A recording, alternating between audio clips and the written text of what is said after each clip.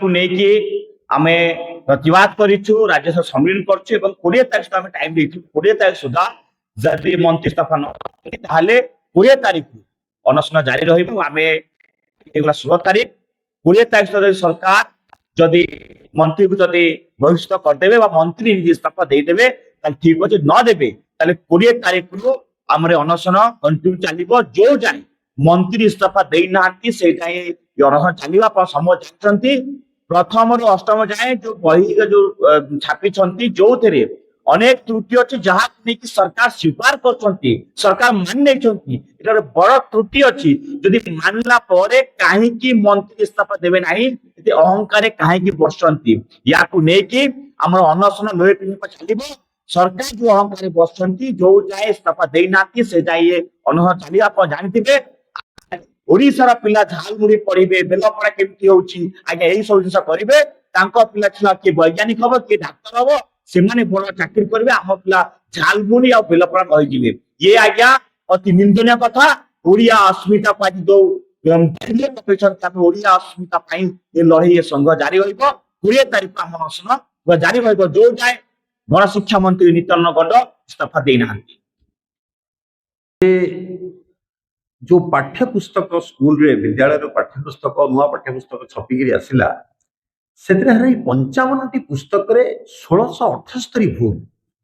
आई अक्षमणीय भूल जोटा कि हारारी 200 कोटी टंका बर्बाद भाग जाउची पानी रे पड़िया जाउची एवं पुणी थरे आउ थरे छपिकी आसीबो एवं भूल न हो सेटा भी कहि होबनी कना जो व्यवस्था रे सरकार चली जो व्यवस्था शिकार हिची ये शिक्षा व्यवस्था जो थे कि ये भूल जोटा एभली भूल आते भूल एवं ताकू नहीं करी एटा अजाणत रही कि जानी करा जायछि तापे दायित्व जो दायित्व कथा आसुछि जदि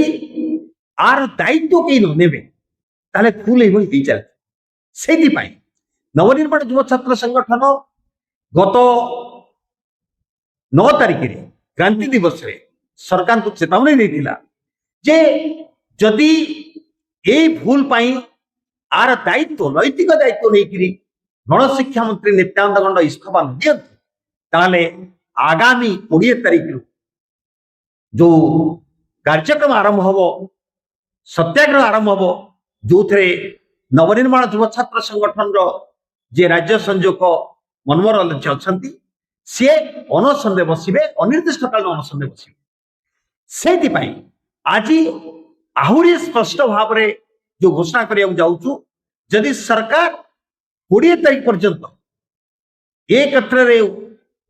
पदक्षेप न नियंती नित्यानंद गौड़ जे गणशिक्षा मंत्री इस्तीफा न दियंती बा मुख्यमंत्री मोहन माझी तांकर बर्खास्त करती ताले आगामी 20 तारिख जो पीएमजी रे जो धारणा सत्याग्रह हम तारे राज्य संयोजक मनमोहन अली जी अच्छा नवनिर्माण जो छात्र संगठन से अनिर्दिष्ट काल अनशन बसवे जे पर्यंत से इस्तीफा न देइछंती एवं इस्तीफा दबा परे गोटे दायित्ववान सरकार शिक्षा व्यवस्था एभली भाव परिचालित करबा उचित जो शिक्षा व्यवस्था द्वारा गोटे नैतिक संपन्न एवं स्वावलंबी निजुक्ति भित्तिक शिक्षा गोटे आमूल चौर परिवर्तन हवा उचित शिक्षा व्यवस्था रे जो थे कि विद्यार्थी छात्र समाज एवं संपूर्ण समाज आप लाभवान है जदि यह न करा जाए निश्चित भाव में आगामी 20 तारिख जो अनशन अनिर्दिष्टकालीन अनशन चलो सरकार दायी रहे।